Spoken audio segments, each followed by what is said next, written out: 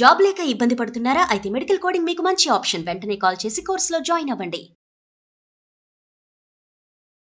నమస్కారం అలగరి రవీంద్రనాథ్ గారు. నమస్తే అండి శ్రీ గారు. సార్, ఇప్పటి వరకు మనం ఎన్నో కేసెస్ అయితే డీల్ చేయడం జరిగింది. నిన్న కౌన్సిలింగ్ కూడా ఇవ్వడం జరిగింది. నాకు అర్థమైంది ఏంటి అంటే, ఆ కేసు విన్న తర్వాత ఆ కేసు ఒక్కటే కాదు, చాలా మంది కూడా సఫర్ అవుతున్నారు అని క్లయింట్ రావడం జరిగింది. ల్యాండ్ కబ్జా అయింది, దానికి మళ్ళీ నేను నా ప్రాపర్టీని ఎలా సొంతం చేసుకోవాలి అన్నప్పుడు మీరు దానికి సంబంధించిన డాక్యుమెంట్స్ వెరిఫికేషన్ చేయడం జరిగింది. వాళ్ళకి ఒక రెమెడీ, ఒక సొల్యూషన్ అంటూ క్రియేట్ చేసి వాళ్ళకి ఇవ్వడం జరిగింది. ల్యాండ్ కొనుక్కొని 2-3 సంవత్సరాలు అయిన తర్వాత ఇంకా నాదే ల్యాండ్ అన్న భరోసాతో ఉన్నప్పటికీ వేరే వాళ్ళు వచ్చి ఇలా ల్యాండ్ కబ్జా చేసినప్పుడు ఒక ల్యాండ్ ఓనర్గా ఎవరైనా కూడా లీగల్ పరంగా వెళ్ళాలి అంటే ఎలా ఉంటుంది సార్ ప్రొసీజర్? Very interesting. సరే, నేను యాక్చువల్గా మనకు ఒక క్లయింట్ రావడం జరిగింది. ఆయన చెప్పింది ఏంటంటే, వాళ్ళ పేరెంట్స్ యాక్చువల్గా ఈ ప్రాపర్టీ ఇల్లు ద్వారా ఆయనకి ఈ ప్రాపర్టీ వచ్చింది. అది చాలా బిజియెస్ట్ గచ్చిబౌలి ఏరియా ఉన్నటువంటి ప్రాంతం అది. అది ఎప్పుడో ఒక 10 ఏళ్ల క్రితం ఆయనకి విల్లు ద్వారా వచ్చింది. ఆయన ఆ విల్లు ద్వారా వచ్చిన ప్రాపర్టీని తన పేరు మీద ఇంకా ట్రాన్స్ఫర్ చేసుకోలేదు. ఆయన ఉద్యోగరీత్యా బెంగళూరు ఆ ప్రాంతంలో ఆయన ఉంటున్నాడు ఆయన.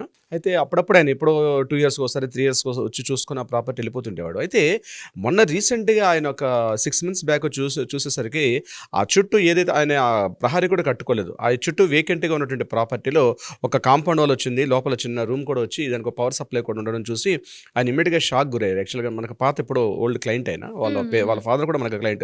ఆ విల్లు కూడా మనమే రాసాం ఆయనకి సంబంధించింది. అండ్ ల్యాండ్ కూడా విజిట్ చేశారు కదా సార్? ల్యాండ్ కూడా విజిట్ చేస్తాను. నిన్న మధ్యాహ్నం కూడా ఆయనతో పాటు ల్యాండ్కి వెళ్ళి చూడడం కూడా జరిగింది. అయితే టోటల్ డాక్యుమెంట్స్ అన్ని కూడా ఆయన చేతులు ఉన్నాయి. అంటే విల్లుంది, ఆ ప్రాపర్టీ, దానికి సంబంధించిన లింక్ డాక్యుమెంట్స్ అన్ని కూడా ఈయన పేరు మీద ఉంది. కానీ ప్రాపర్టీ మాత్రం ఈయన హ్యాండ్ ఓవర్లో లేదు. కబ్జా వేరే వాళ్ళు చేసేస్తున్నారు ఆల్రెడీ స్థలం.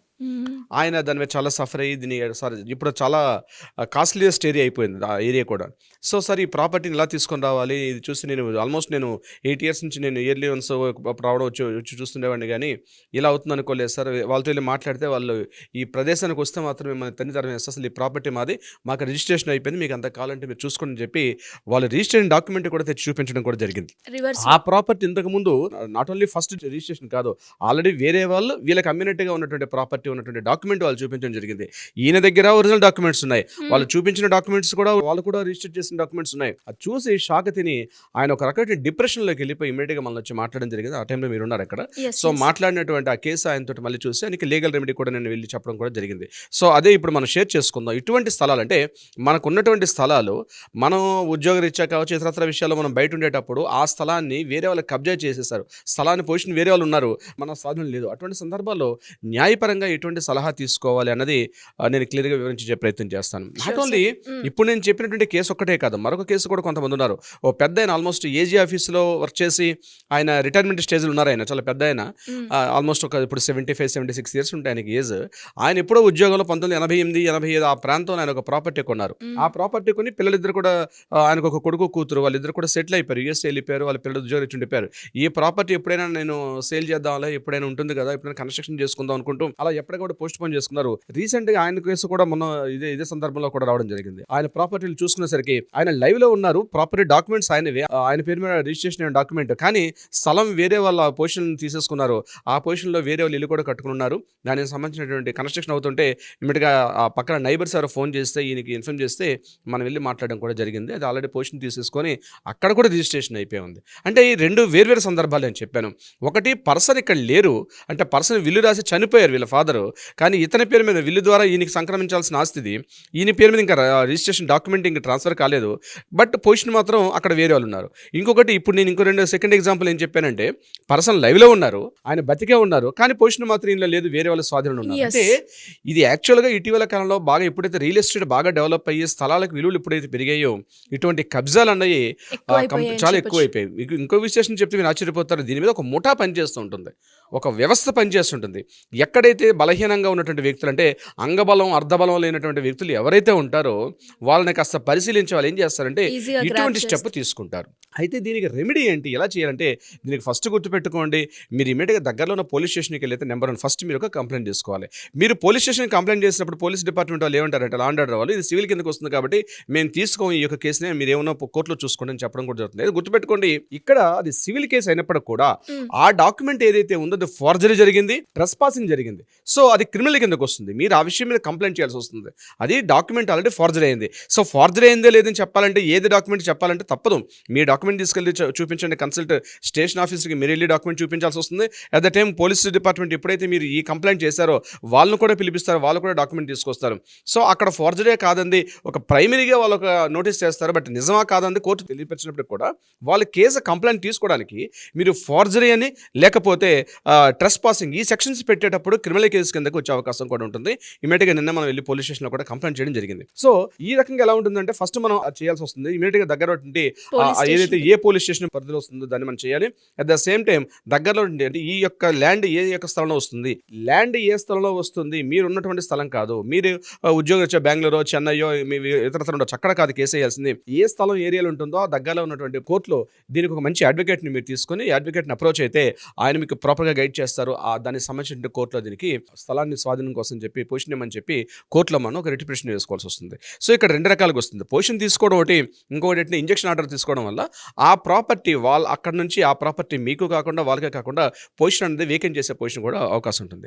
ఇక్కడ మీరు ఎప్పుడైతే ఈ లీగల్ స్టెప్ తీసుకుంటారో ఇది ఇమీడియట్గా జరగకపోవచ్చు, దీనికి కొన్ని సంవత్సరాలు పడే అవకాశం కూడా ఉంటుంది. మరి ఇన్ని సంవత్సరాలు మీరు ఆ స్థలాన్ని పట్టించుకోకుండా ఉండేటప్పుడు మీరు వెయిట్ చేయాల్సిన పరిస్థితి వస్తుంది. మీద కాదని తేల్చడానికి ఇమీడియట్గా మన చట్టాలు కూడా అంత కఠినంగా ఉన్నటువంటి చట్టాలు అయితే మనకు లేవు కాబట్టి దీని మీద కోర్టులో ఎంక్వైరీ అవుతుంది. కోర్టులో ఎంక్వైరీ చేసేటప్పుడు దీని మీద విచారణ వస్తుంది, డిస్కషన్స్ అవుతాయి. దానికి పొజిషన్ స్టేటస్ కో ఎప్పుడైతే ఉంటుందో, ఎప్పుడైతే మీరు ఈ రకంగా బలవంతం చేస్తారో ఇమీడియట్గా మీకు రెంటల్ పిటిషన్ కూడా వేసుకోవాల్సి వస్తుంది. అంటే ఒరిజినల్ డాక్యుమెంట్స్ మీ దగ్గర ఉన్నాయి, వాళ్ళ లింక్ డాక్యుమెంట్స్ ఒరిజినల్ డాక్యుమెంట్స్ అన్ని మీ అదే ఉన్నాయి, కానీ వాళ్ళు అక్కడ ఫోర్జరీ డాక్యుమెంట్స్ క్రియేట్ చేశారు.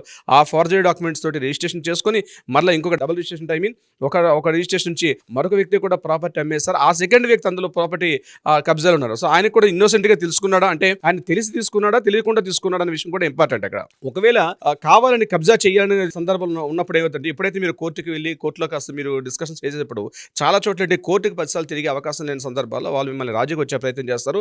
ఏదో ఒక ట్రీట్లో ఒక రాజీకి కుదిర్చే ఒక ప్రయత్నం చేసి వాళ్ళు కూడా వేకెంట్ చేసే అవకాశం ఉంటుంది కొన్ని సందర్భాల్లో. అన్ని సందర్భాలు అవుతుందని అయితే నేను చెప్పాను.